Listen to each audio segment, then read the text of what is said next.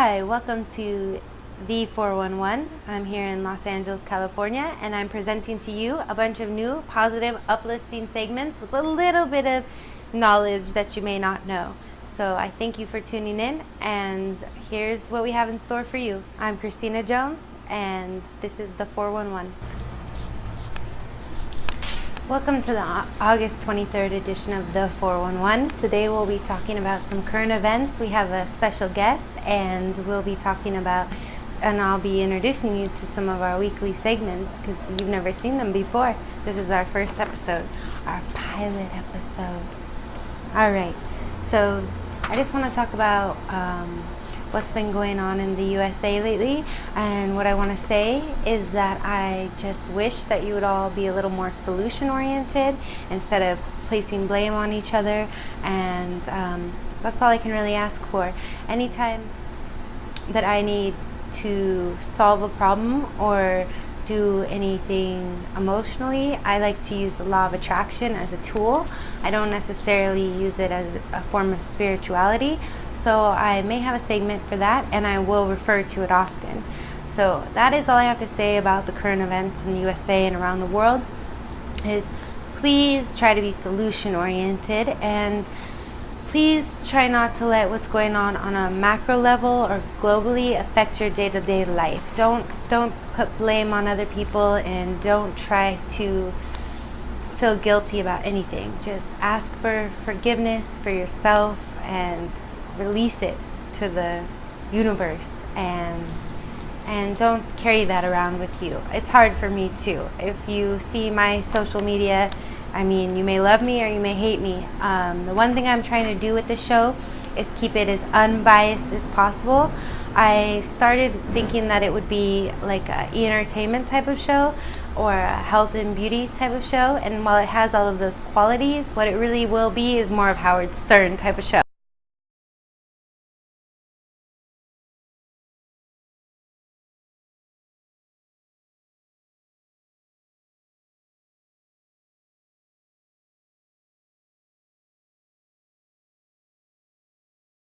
Today we're very lucky to have Luis Mercado on our show, so we'll go ahead and go to the interview with him now.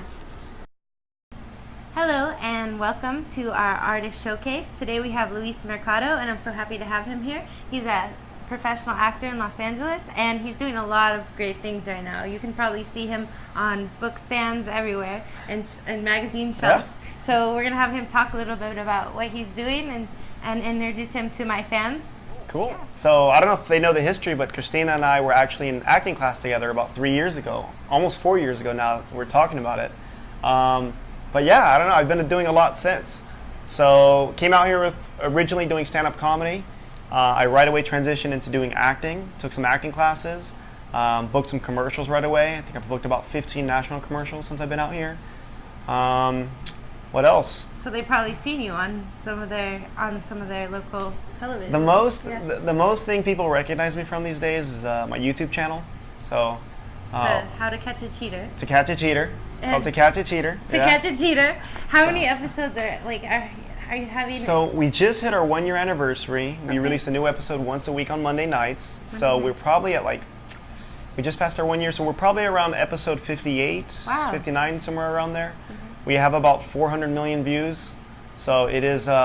It's become quite the thing. I get spotted on the street nowadays. So you probably recognize him before I even introduced you. Maybe not. Which is crazy, depends. because I knew him before he was famous. No, I'm just kidding. So yeah, we recently made tabloids. I got interviewed by TMZ, In Touch magazine. All right, sounds good. But yeah, it's getting a lot of attention. We're currently working with a production company now to bring this to TV. So we'll transition from YouTube to TV if all things go right. That sounds good. Outside of that, I think I've been using social media as like a way to transition to help me get more acting roles and book more jobs, and of course just network and meet a lot more people. I got signed with a great agency now. I'm with Abrams. My management company is top notch, Third Hill Entertainment. They've always been great. Getting me out for auditions. So I'm acting, doing YouTube, and doing everything in between.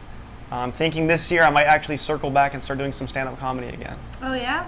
Where are you thinking about going? I originally started at the Ha Ha Comedy Club, so I'm probably going to go back there, get my feet wet again, get used to it, get used to the hecklers making fun of me, and just build my confidence and keep going from there. It's awesome. I hope to see you down at like the big Laugh Factory Yeah. one of these days. I'll buy the tickets. Where are you from? I'm born and raised in Palm Springs, California. Oh, very nice. Have you been? I have once Okay. for a film festival. Yeah. Born and raised out there. Yeah. I think I remember you telling me about that film festival too. Well, I invited a lot of people to come, but actors were so busy all the time, working on so many things and auditioning. All right. Yeah, but it's a nice film festival. Yep. Hopefully someday You've never been? I was born and raised in the film festival out there? No, Yeah. but I had a good friend, Christian Sesma, who is from Palm Springs. He's a big director now. He's in between. His films are almost getting to that A-list level. I'd say right now they're B-list level films. And he's from Palm Springs. I know the guy. Has he been in the festival? Yeah, he's in the festivals this a past few year. times. Yeah, I all the big know festivals. a few people that were in the festival. Mhm. Yeah, so that's why I had to drive out there and see. It was for a project called Yeah. Don Quixote. So Awesome. yeah, if you want to stay up to date with Luis and everything that he's doing, you can follow along at. You can follow me on Facebook, Instagram, and Snapchat, which those are my 3 things I use. It's the same handle. It's Real Luis Mercado. We'll maybe plug it in somewhere down here or Yeah. in the description. Sounds good. Awesome. Thank you All right. guys. Thank you for Thank coming, you for having Luis. me. Yeah, it's good to see you. Thank you, Luis. If you liked the interview with Luis and you'd like to learn more, we have the extended interview in our film library that you can subscribe to, or you can also click below and see the link to watch the extended interview for just 99 cents. He has some great acting tips in there, so if you're looking to get started in acting and you want to hear what he has to say, it's worth the investment. Welcome to our Rotation 411 segment today, and what I'll be doing every week is talking a little bit about the fundamentals of astrology. If you want to learn more, you can visit rotation411.com. We'll be relaunching it late September, early October. The inspiration for 411.com came from a magazine that I made in 2006 that I actually had put on the local Barnes & Noble shelves in Spokane, Washington, and it was a lot of work, and it was meant to come out every season. Unfortunately, only the Scorpio edition was ever made, because everything was starting to become digital then. So, a lot of this stuff it didn't even exist, like YouTube and things like that. So here we are today. I've finally caught up with technology. I've always wanted to do a show like this, and so I'm starting out with this segment on The411. The segment is called Rotation 411, and if you're wondering where I get my expertise in astrology, I spent most of high school huddled up in a Barnes & Noble reading astrology books. Soon found out that I was able to guess people's signs based on a comment they would make about their shoes or their love life or other preferences, usually upon first impression. So I have many witnesses to attest to that, and a lot of people have flooded to me to ask me questions over the years. So today I'm just going to talk about the fundamental elements of astrology. There are 2 main ways that you can group astrological signs. One way is by element, and the other is by quality. So today we're going to talk about the 4 elements, which you may have heard of before. They are fire, earth, air, and water. I'm not going to go into the qualities this video. I will probably go into them next week.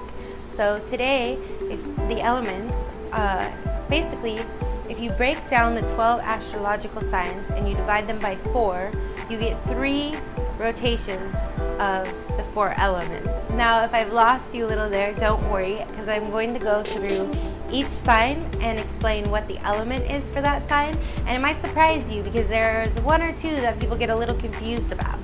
Alright, so beginning with the baby of the zodiac, Aries, which starts March 22nd. That's the beginning of the zodiac calendar. Aries is a fire sign. Followed by Aries, we have Taurus, a earth sign, and then following Taurus, we have Gemini, an air sign. Completing that cycle of 4, we have Cancer, a water sign. Then we begin again in August with Leo, another fire sign, where we are now. A Leo, I guess we just crossed over into Virgo season, so Virgo follows Leo, which is an earth sign. And then following that, we need an air sign, which would be Libra. And, okay, now I'm being a little tedious here. We have air, and then Pisces, and then water comes back full circle to, I keep forgetting, Scorpio. Scorpio is a very complex sign, and I'm glad that I made that magazine about Scorpio years ago. When we relaunch rotation411.com, I'll probably put a digital copy of it up so you can see. All right, so now that we've completed the second cycle of 4, which was Leo, fire, Virgo, earth, Libra, air, and then Scorpio, water, we begin again with Sagittarius in late November, early December, which is a fire sign, followed by Capricorn, an earth sign, and Aquarius. Now this is what I was mentioning before. A lot of people think that Aquarius is a water sign. 2 reasons. One is that every sign, and we'll go into this in another week's segment, but every sign has their own animal and symbol. And majority of signs have an animal. Many of them just have a symbol. And then not to be confused with the actual like Greek symbol. So Aquarius has like the symbol that's kind of like waves, you know.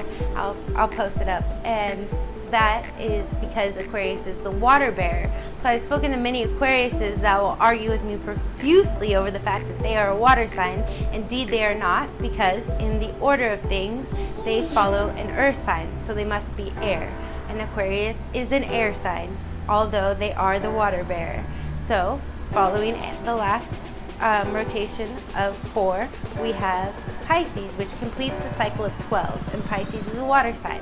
And then we begin again in March. So Pisces is the end of February. Pisces is the end of February to March 21st, give or take, depending on the rotations of the planet that year, in accordance with the Earth and the Sun. And then we begin again with Aries. If any of that seemed a little confusing, I try to keep it really basic, and I'll expand on each thing that I talked about in all of the future episodes. And if you're really trying to dig in, which I'm always digging in, like I'm still learning things about this. It's probably why it keeps my interest so much. You can feel free to dive into rotation411.com in October. I'll let you know. I'll keep you posted when it's launching.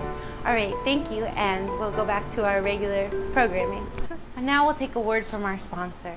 Are you looking for advertising space? You can go to the 411 Journal and click on Looking for Local Talent and LA and global and local advertisers to register to advertise as a sponsor on our show. This will be the spot that you'll fill every week until your subscription runs out. If you need a commercial made, you can go ahead and go to our commercial services page to learn more about our packages to help you do that. We have great technical skill and know-how. Also, for actors out there who don't have any technical skills but are great actors, we have a wonderful Real Deal introductory offer right now. So if you go to the 411 Journal and click on the Real Deal, you can find the link, and we will have your reel completed for you within 2 weeks and ready to send out to your agent or your casting directors. So now for our beauty tip of the week. For those of you who don't know, I'm a licensed esthetician in California. I was also licensed in Washington and have completed 2 state boards. Today I'd like to share a beauty tip with you, something that you can do at home. You know those celebrities aren't really using the products that they advertise, and it can get very confusing. So I'd like to offer you to come to see me at my salon in LA if you're local, and you can book an appointment at www.youthfountainspa.com, and also check on there because I have a lot of content going up, wonderful tips and knowledge that you can't really find anywhere else. So 2 home remedies that I'd like to tell you about today. One is this little dollar store bottle of aspirin, or you may have your own aspirin lying around, and a little bit of 99-cent Greek yogurt. Get the unflavored kind. You don't need the extra sugar, even though sugar is good with glycolic acid, but that's another story. So the Greek yogurt, I don't have one here today, but I like the brand Oikos, O-I-K-O-S. And the thing that's in the Greek yogurt is lactic acid. That'll make you bright, help age spots from the sun. And the aspirin is an exfoliant itself, so it'll actually eat up any little skin congestion you have, any little bumps or anything like that. So what I usually do is I take a bowl and I pour a tiny bit of water. Does it warms better, yeah. And then I put 1 to 2, it's very strong. You put it in there and you let it dissolve, and then you take about a tablespoon, maybe 2, a little goes a long way with the Greek yogurt, and you put it into the bowl, you mix it together. It might be a little grainy, that's okay. Now you put it all over your face and your neck, and you never want to forget your décolleté. Your décolleté gets a lot of sun. Don't forget your décolleté. You don't want your skin to look beautiful and your décolleté to be aging rapidly. So you put that on and don't leave it any more than 10 minutes. I recommend 5 to 7. You might have a little bit of redness, but it'll clear your skin. It'll be bright and beautiful. And that's something that I'll be reminding you every week for beauty tip is wear sunscreen every single day on your face. Do I recommend wearing any sunscreen? No, it can be very congestive. It can clog up your skin. I recommend only yours. If you go to www.youthfountainspa.com and you click on the Insider Secrets page, you can find out where to find someone that sells only yours local to you, and all about that. If you're in LA, you can contact me and I'd love to get you some. It's probably the best thing on earth. So the aspirin takes care of the little tiny bumps and clears off any, flakies. And the lactic will moisturize and make you brighten and glow and help any discoloration or hyperpigmentation. But a great solution if you got the big hard bumps is to ice. First you ice. Icing is good. It gets rid of inflammation, right? Kind of logical, it seems a little too practical maybe. And then I have an only yours version of the sulfur that I like, but I actually ran out and I found this at a local store and it was about, I'd say around $5. See, sulfur ointment. Great. You put that on there, put it on there once or twice a day, it'll dry them right up. The sulfur just gets right in there and kills anything that's in there, and it also helps inflammation. It's a natural substance. There are no parabens or anything like that in here. No artificial colors, no artificial fragrances, no parabens. Oil free, so you don't have to worry about it producing more oil, even though that's another topic. So yeah, I encourage you to go ahead and contact celebrities and ask them if they really use the products that they endorse. I'm guaranteed 9 to 1 that it would be an interesting experiment to force them to use the products that they endorse. But for now, you have me. Back to our regular program. Now it's time for our film entertainment segment of the day. This past weekend, I went to Cinespia. Is that how you pronounce it? I guess so. And I saw Some Like It Hot. For those of you who love Marilyn Monroe or Tony Curtis and have never seen it, I really encourage you to watch it. It actually has a lot to do with gender roles. It was one of the first films ever to feature men dressing as women, so it does have some historical significance, and it's just a really adorable film. And I do think that it's kind of ironic that most people haven't seen most of Marilyn Monroe's work. And I loved seeing it on the big screen because it brings it to life so much more. You notice things that you never noticed before. It's like a whole new film.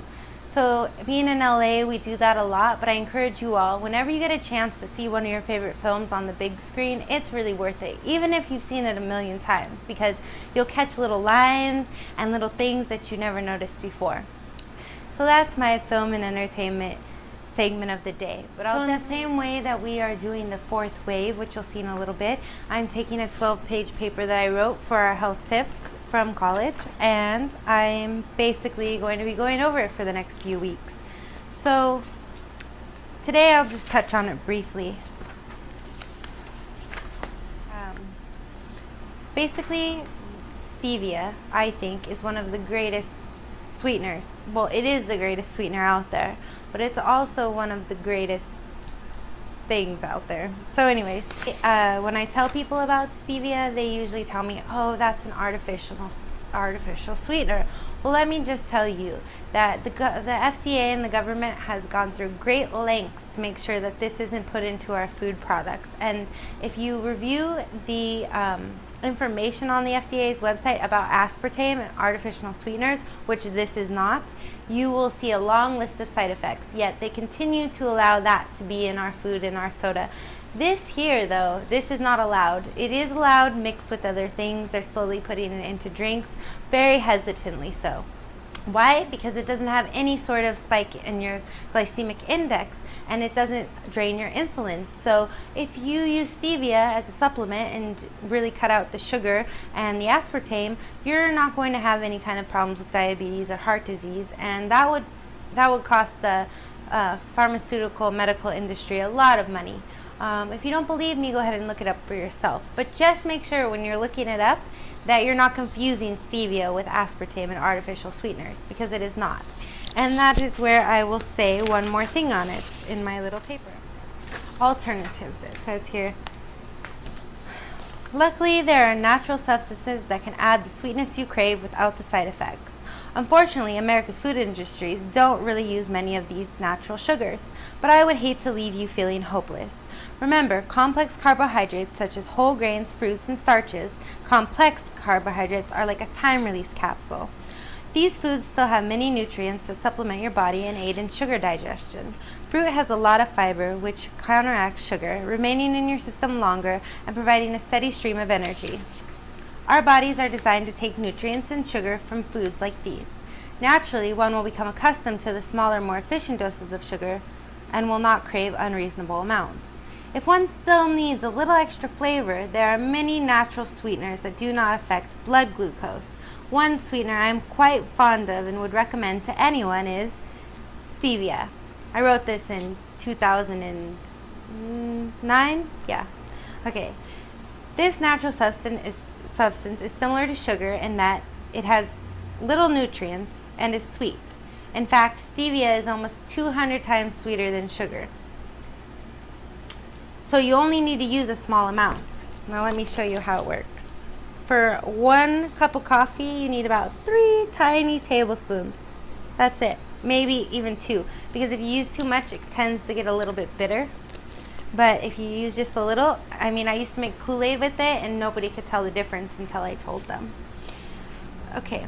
And then it was like the placebo effect. They're like, oh, I can taste it now. I once made ice cream with peppermint flavored stevia and substituted it for the amount of sugar called for in the recipe. Big mistake. Unfortunately, my ice cream was too sweet. Stevia does not cause spikes in blood sugar and has a nourishing effect on the body. It has been used for centuries among various cultures. Although I was already aware of stevia, it was listed among many of my resources as a safe alternative to sugar.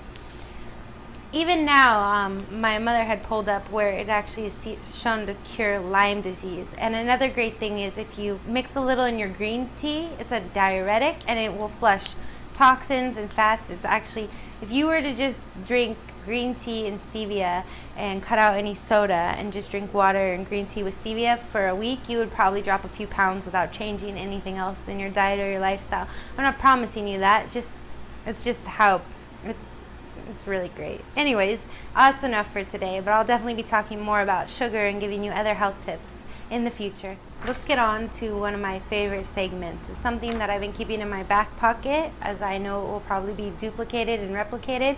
It's a term that isn't being spit out a lot, but I think it's pretty important.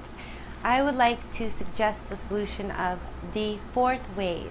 You see, everyone is so angry about third wave feminism and whether they're on par with it or not. So I would like to suggest fourth wave feminism, where we come together to help women to succeed in the world and men, and to not diminish gender roles, but to better define them. So today, as my fourth wave message, I would like to suggest that you all watch this film. It got a little beat up over the years, but this is a great film to talk about population control and things like that. It's sci-fi and fantasy, which I'm not really that into, even though I am an actor and I'm in front of a green screen. But this, you can see it's a little beat up moving over the years, but Aeon Flux with Charlize Theron, it's great. If I highly suggest you watch it to see where we're headed if we don't start becoming more solution-oriented. I'm exaggerating a little, but I don't really think that I am. All right, and with that being said, I'll move on to the one more thing that I want to cover today with the fourth wave. Over the next few weeks, I will be diving into this 12-page research paper that I had written for Sex and Gender, Sociology 321, and it was a very, let's say, liberal class. I don't know if it was the most liberal institution. I'm not even going to mention the institution because I didn't like the bureaucracy of it, and it was not for any political reason. It was from my own personal experience. This paper, being in a very liberal class, I wrote a very conservative viewpoint. It was accepted. I think, give or take, I had gotten about a 3.5 on this for good reason, because I do see some errors with the English language and grammatical and stuff now looking back, even though this was my last year of formal education until I got a trade. I guess I'm still learning, getting better every day. Every day in every way, I'm getting better and better. But something else that I may do on the show is go ahead and insert affirmations for you if you want to write them down and use them yourself. They work wonderfully for me. All right, so I went ahead and read this and highlighted a few things. I think that the family, okay, this is that is one thing that this paper is. It's a functionalist paper.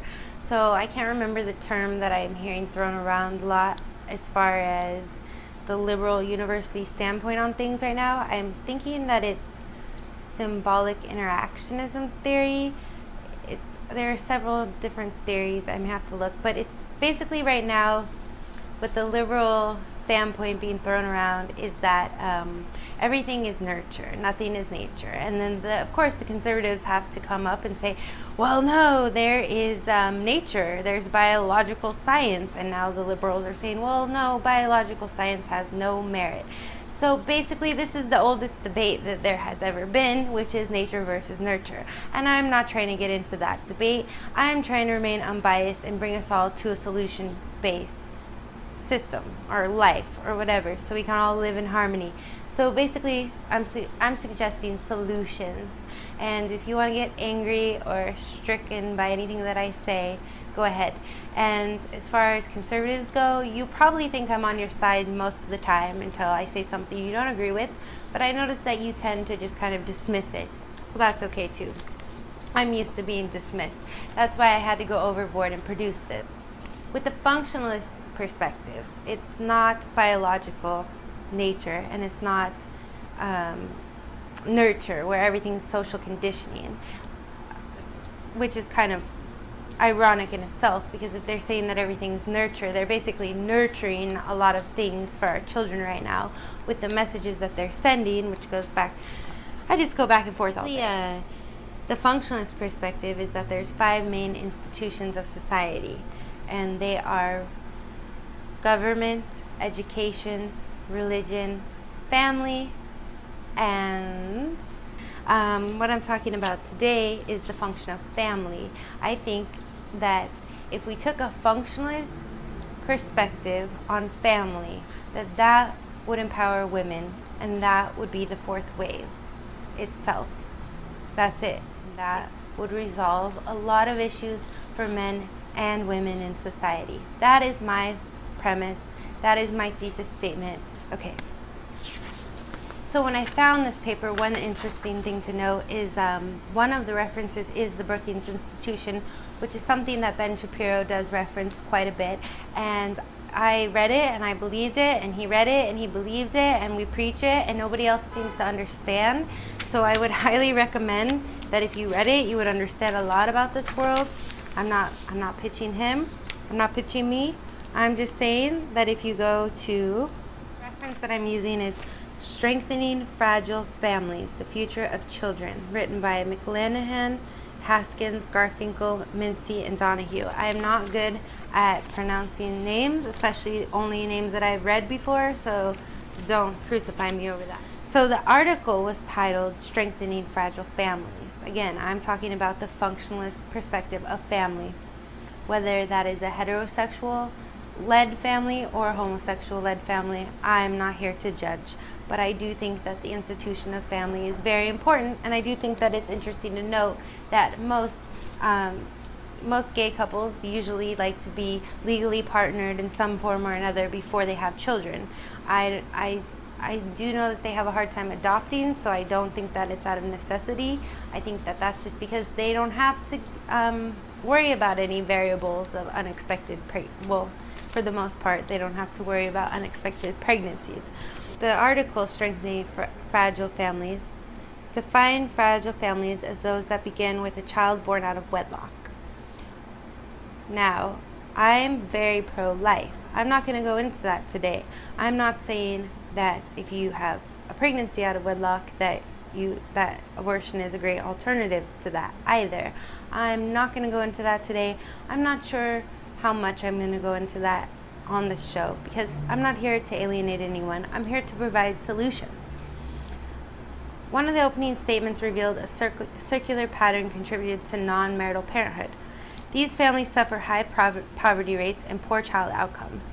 Even more problematic, the very groups of Americans who traditionally experience poverty, impaired child development, and poor school achievement have the highest rates of non-marital parenthood, thus intensifying the disadvantages faced by families and extending them into the next generation.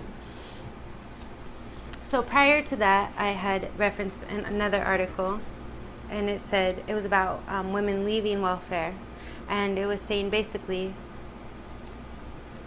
the government's standpoint is to redirect money from welfare to marriage education, and in essence transfer women's reliance from a state-supported mode of income distribution to privately supported income sources, men. Well, this is ironic to me because single men, especially single white men, are the highest taxed men in the nation, and single mothers, no matter what race, make up the largest portion of poverty, women and children. And let's see, the first page here tells you what the stats on that are. The feminization of poverty shows major income differences for single mothers as compared to even single fathers. In fact, women and children are the largest group in poverty, 28%, compared to national averages of 12.5%. That's from Changing Families, a different article. So it's funny because inadvertently the men that are paying outrageous taxes are basically paying for children that aren't theirs, or maybe theirs that they aren't paying for directly. So either way, men are paying for mothers on welfare. Now, the problem with that is that these men that pay such high rates in taxes, they don't have children. So they're paying for other people's children. So you're like, okay, well, it balances out. The men that have a higher income are paying for the poor women and children. That's a good balance. It's welfare. It's great. The only problem is that without that present father, that intimacy, that father that's there to look out for the children, here's what happens. An overall rate of children born to unmarried mothers sits at 40% compared to 11% in 1970. While the research of the social impacts were not evaluated at all until the 1990s, the article is based on the findings of a random sample of 5,000 newborn parents, 3,600 of which were non-marital births, done by Princeton and Columbia University researchers, and spanning over the past decade. This was in 2010. The article discusses important findings covering intimacy of relationships between unmarried parents, age correlations, income, education, drug abuse, and incarceration, impacts of parents breaking up, support from welfare, child support, and the federal policies designed to provide some relief to families. The age correlations bring up a relevant argument for the implementation of marriage education in high schools. This is my premise. As of right now, 26% of unmarried mothers are teenagers. Therefore, targeting this group could definitely impact the feminization of poverty in a major way. So that is my ultimate solution, and where I'm going with it is that if we were to educate people younger about marriage and having children, they would have more of an opportunity to decide for themselves, instead of forcing them into a corner where they get pregnant before they're ready to get married or they've completed their education, immediately placing them at a disadvantage and forcing them into a line of abortion. I think that if these statistics were there even before sex education were available so that kids could see the outcome and decide for themselves, not all of them would follow that path, but I think that they would have quite an advantage. So unlike sex education, where methods of birth control are explained, marriage education that emphasizes sociological aspects of gender inequality and stability for them and their future children may give them a reason to use the birth control provided until they find a suitable mate to have children with. If girls learned at an early age the long-term effects children would have on their life chances and financial future, it could prevent teen pregnancy. Perhaps if they knew that they were 15 times more likely to complete a college degree and would on average have the chance of making twice as much annually. Not to mention their chances of poverty dropping from a whopping 43% to 14%. That's a good point. So, if you told a freshman in high school that her chances of poverty would drop from 43% to 14% if she just used birth control properly and she selected the right mate, I'm pretty sure that she would be able to comprehend that. But instead, we don't tell them anything and we just back them into corners. Granted, if the entire population became hip to these standards, the statistics would change and most likely bear other latent unintended consequences. This is a sociological paper. It is completely unbiased. It seems as though the relationships between unmarried parents are elusive, where over half are living together when their child is born, and nearly 80% consider marriage as an option. 5 years down the road, the story seems to change. The instability increases. Nearly 60% of mothers who were single at birth experience 3 or more relationship transitions over the next 5 years. For those who were so happily living together and considering marriage, a quarter of the mothers had new partners, and a fifth had another child with a new partner within 5 years.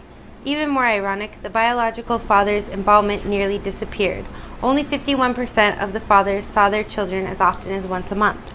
Now, why is that important? Blacks are not getting into school. BS. That we have we have affirmative action. So a black person with an SAT and a GPA of X will get into a school faster and easier than a white person with an SAT or a GPA of X. And if going to school is a route to the middle class, you can make an argument that blacks have an easier route to the middle class. If you're talking about blacks about poverty, the poorer you are, the more accessible loans and grants are for you.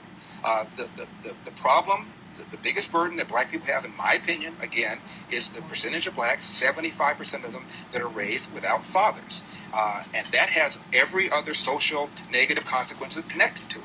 Crime, not being able to compete economically in the country, being more likely to be arrested, that's the number one problem facing the black community. And when I hear people tell me about systemic racism or unconscious racism, I always say, give me an example, and almost nobody can do it. So the family stuff, so I'll follow your logic there. The family stuff, what can actually be done about that? I mean, because that's a big... Reverse the welfare state. In 1890, 1900, you look at census reports, a black kid, believe it or not, was slightly more likely to be born to a nuclear intact family than a white kid. Even during slavery, a black kid was more likely to be born under a roof with his biological mother and biological father than today. What's happened is we launched this so-called war on poverty in the 60s, where literally Lyndon Johnson sent people knocking on doors. I lived in the 60s, and people knocked on doors apprising women of their availability to welfare, provided there was no man in the house. And we went from 25% of blacks being born outside of wedlock in 65 to 75% right now. And you look at how much money that we spent on welfare, and the lines are parallel. It was a neutron bomb dropped on this country, not just in the black community, but on people in general. At one time, only about 5% of whites were born outside of wedlock. Now 25% of whites are born outside of wedlock. I was in college in 1970, and there was a report called the Moynihan Report, The Negro Family, A Case for National Action. It's written by a liberal, by a man who became a Democratic senator from New York. And at the time, 25% of black kids were born outside of wedlock. He said, my God, this number is horrific. If we don't do something about it, it could get even higher. Well, fast forward, 25% of white kids are now born outside of wedlock. It is the number one problem in this country, and what we've done, in my opinion, is we've economically incentivized women to marry the government, and we've allowed men to abandon their financial and moral responsibility, and now we have this. Father's lack of involvement has been coined the masculation of irresponsibility and would be considered the opposite of the feminization of poverty. Kimmel, 2008. Men are not necessarily encouraged nor pushed by society to conform as fathers. In fact, with America having the highest incarceration rates in the world, many fathers are so busy battling the system over minor drug crimes along with poverty that there is little opportunity or time to work on, let alone work on child rearing. The article recommends lighter sentencing for misdemeanor crimes, giving fathers a chance to be involved in their children's lives.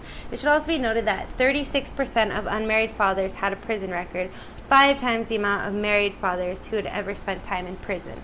So it's pretty important for men to be married before they have children as well, unless they want to get into the system.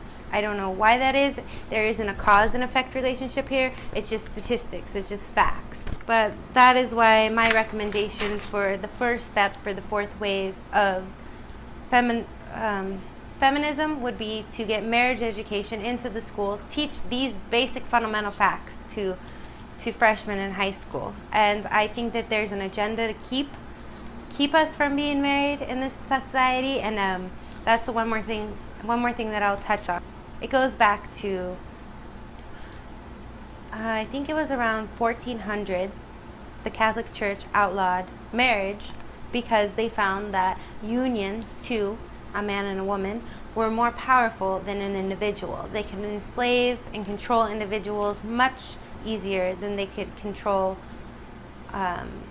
unions. And I don't think that it was necessarily the Catholic Church, it was more the Roman Empire with the Catholic Church involved. That's why we have St. Valentine. St. Valentine was secretly marrying couples and he was beheaded for it. So just a little fun fact. And on to our spirituality and religion segment. And take it away. I'm not going to elaborate too much on pushing any sort of religious agenda, but I am going to introduce the tools that have worked well for me in life. One of them being getting into the vortex, this guided meditation CD, and there are 4 different meditations on it. One is for overall well-being, the other for prosperity, another for health, and one for relationships. And I can tell you that they recommend in this book that you listen for 30 days straight cyclically, sort of like the astrology segment, 4 times. That's where I always get a little confused at day 30. I'm like, oh, should I do 32 days so I'm completing the cycle? Anyways, but this book, like the first 30 days that I listened to that meditation, it completely changed my life. And I recommend meditation, and many other successful people do, but this has been the most practical way for me to meditate. And I tell you, if I literally did it every day, my life would be so much different. I mean, better. It's already improved my life in so many ways. When I do get through the 30 days, or even one day of it can just really bring me a lot of stress relief sometimes. So it's worth the investment. I think it was about $50. I don't remember. It may be different now. And I'll go ahead. I'm just flipping to a page here and I'll read you a quote out of it. And this segment, it may not always be about spirituality. Sometimes it may just be about books. So we'll see how that goes. Sometimes others believe that their happiness depends upon your response to them, but that is never true. And if you encourage them to believe that and stand on your head to please them, you don't help them or you. So it's very self-empowering. Some would call it self-help. I guess it's sort of used that way, even though it's more metaphysical. So check it out. And if you're looking for some help with your meditation practices or a good book, this is great. And what I would also like to elaborate on is that these books are by Esther and Jerry Hicks. They're big law of attraction people. If you've never read it, the basic premise of law of attraction is that like attracts like. So that's something to think about when we've always been taught that opposites attract. Imagine living in a world where like attracts like. Just try. Dating in 2017. Whew, not that fun in a hookup culture, and I think a lot of us are getting quite tired of it. So I'm just going to give a little bit of practical advice based on my own experiences in a segment that I like to call Have You Met Miss Jones? One word of advice for those of you out there dating, and something that may be turning off potential mates, is try not to be condescending. I know this is difficult for me, and I know that I don't react well to it, but when somebody underestimates me or speaks down to me, I do not respect them. And it's a lesson that I'm also learning, because I have a very dry, sarcastic sense of humor, and so this is a double-edged sword for me. So I just wanted to put it out there for you so that you could chew on it and think about maybe how you may underestimate your potential partners, and how. So I'll give an example. So I remember dating a guy, and we were going out, and I had just got a brand new car. This was a few years ago. And we're in downtown LA, and he walks up to check out my car, and he looks in the back, and he's like, oh wow, there's a lot of stuff back there. And it's like, okay, he was a finance guy, he's making really good money, working all the time. I was quite on the contrary, struggling quite a bit, and I had just bought the car, so I had to move everything from the old car into the new car, and I really did have the intention to clean it out. But it was just running around, and then I had driven all the way from the valley to him, so that was like another hour of my time that he had time to clean his apartment probably. So, instead of making that instant judgment like, oh, she's messy, which I hear a lot of women are. I work in a bar part-time, and I hear a lot of men say, oh, women are so much messier than men. But maybe like talk to the person and ask them, what are your goals in life? Mine, for one, is having a really clean and organized place. And amidst the chaos, I am quite organized. So don't always take things at surface value, because you may have someone who's completely neat, who throws things away, who's totally absent-minded, who can't find her keys every day, versus me, who has a pile of things but knows everything in the pile. So just a thought. Ask them, if he had asked me, what do you see in the future, I would say a very clean house. If I had $100 million and I could spend $10 million on a house, I would buy the $5 million house with 4 bedrooms, because I can keep it clean and it's practical. I wouldn't go buy a 10 bedroom house. It's just not practical to me. I think it would be really hard to keep clean, and I personally don't like people in my space. I don't want a cleaning lady to come in maybe once a month. So that's a good question. That would be my prime premise of this, is that maybe ask people where they see themselves in 5 years, or what their life goals are, and that will tell you a lot about what's going on with them right now. And if they don't have an answer for that, run. Trust. Run. Thank you so much for tuning in today and seeing all of this new segments I presented to you. If you'd like to see more, tune in next week, and I will have a whole new version. I have some great artists coming next week. They're doing real life cinema, so check it out. And if you want to learn more about Luis, you can find it in the links, and we have the extended interview. Also, if you want to sponsor us, or you want to advertise your business on the show, go to the 411 Journal. And also at the bottom of the webpage, thechristinajones.com, you can donate $1, $5, $10. Anything helps to keep this going. I really only need money for initiation.